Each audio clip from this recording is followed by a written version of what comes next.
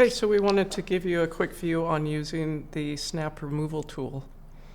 So for this bottom snap, we're going to use the 11 millimeter hole, and so we just want to clear that side to side. That's all you want.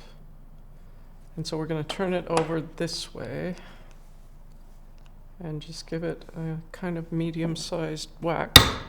And sometimes that's enough, sometimes it takes one more. There we go. So I would just do kind of medium-sized hits until you've got it off.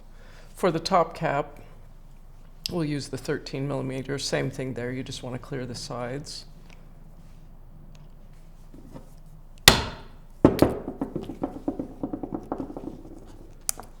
And there we go.